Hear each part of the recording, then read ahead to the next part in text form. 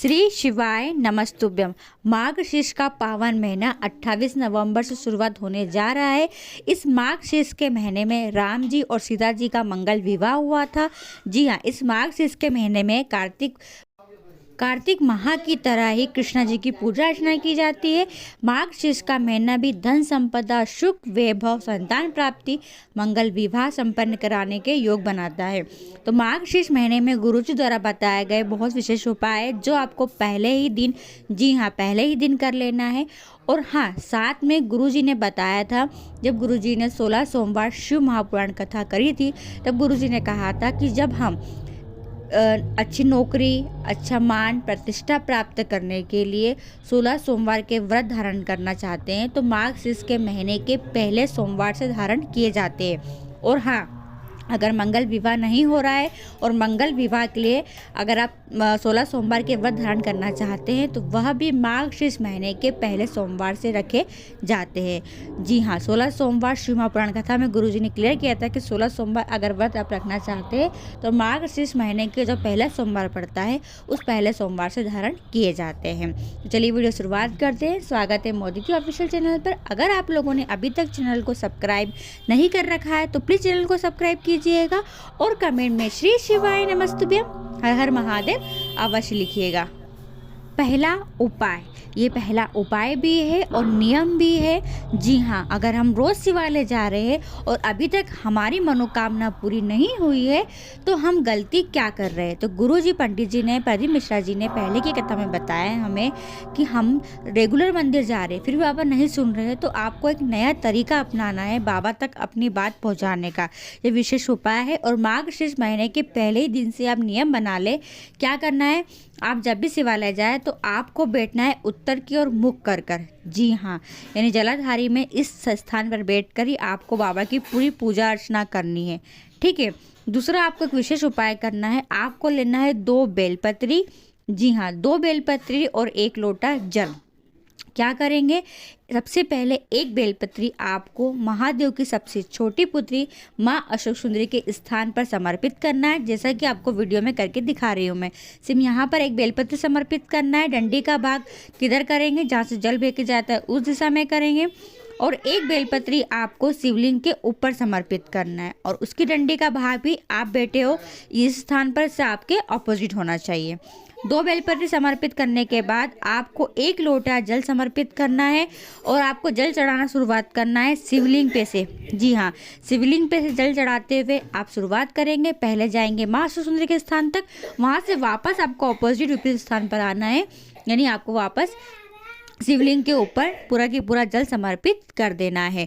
ध्यान रखें, जो इस दिशा का महत्व है, उत्तर की ओर मुख करने से महादेव बहुत जल्दी सुनते हैं। जी हाँ, और अगर आपकी कोई मनोकामना है, चाहे विवाह को लेकर है, नौकरी को लेकर है, व्यापार को लेकर है, और पूरी नहीं हो रही है तो आप यह नियम बना लो, इस तरीके से बाबा को रोज बेलपत्र चढ़ाओ। रोज नहीं तो माघ शीर्ष महीने के पहले दिन तो इस विशेष उपाय को अवश्य कीजिएगा।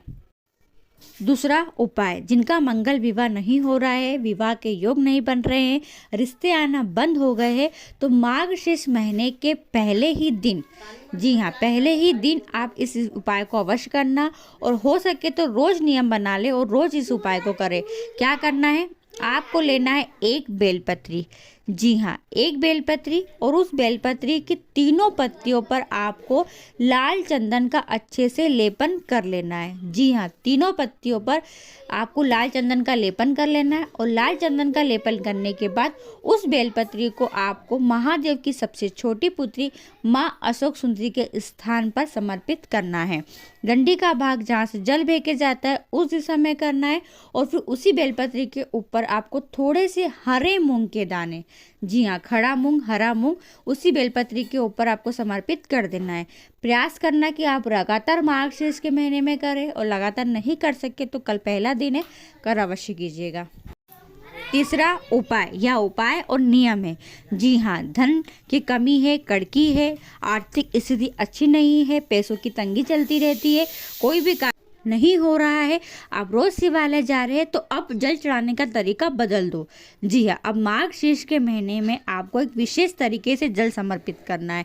क्या करना है, आप 1 लोटा जल लेकर गए हैं, उस 1 लोटे जल से सबसे पहले आपको उत्तर की ओर फेस करके बैठ जाना है शिवालय पहुंचकर, और बैठकर 1 लोटा जल में सबसे पहले आप शिवलिंग के ऊपर थोड़ा जल समर्पित करो।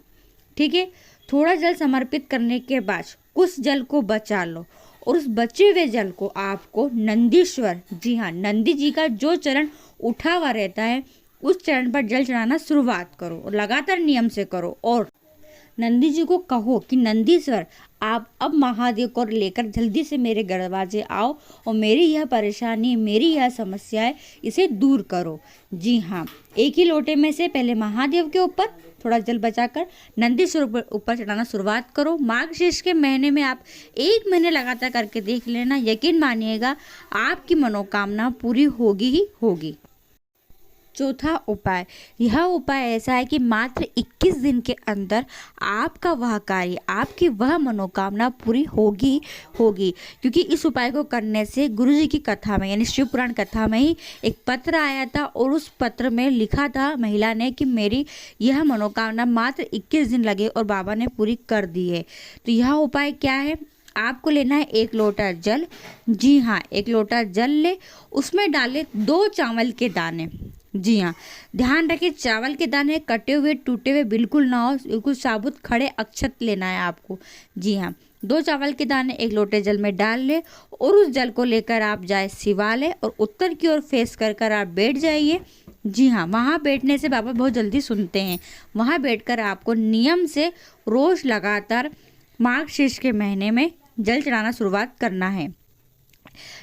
आप चाहे तो डायरेक्ट शिवलिंग के ऊपर जल समर्पित कर दे, या फिर गुरुजी ने जैसे बताया हमें 5 स्थान का महत्व कि महादेव के पूरे परिवार पर जल समर्पित हो जाता है। जलाधारी में राइट हैंड तरफ गणेश जी का स्थान होता है।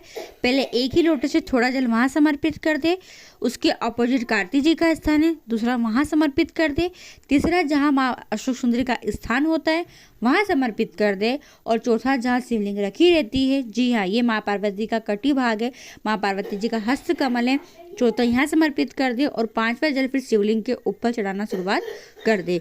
पूरा जल फिर शिवलिंग के ऊपर आपको समर्पित कर देना है। आप इसे समर्पित कर दे या फिर डायरेक्ट आप शिवलिंग पर भी जल समर्पित कर सकते हैं, पर ध्यान रखें उस जल के अंदर आपको 2 अक्षत यानी 2 चावल के दाने डालकर चढ़ाना शुरुआत करना है। नियम टूटे नहीं, नियम आपको लगातार बनाना है। तो ये कुछ विशेष उपाय है जो आपको मार्गशीर्ष महीने के पहले दिन से नियम धारण करके करना है। यकीन मानिएगा, सच्चे दिल से कीजिएगा, महादेव अवश्य सुनेंगे। वीडियो पसंद आए तो और लोगों तक जरूर शेयर कीजिएगा। श्री शिवाय नमस्तुभ्यम। हर हर महादेव।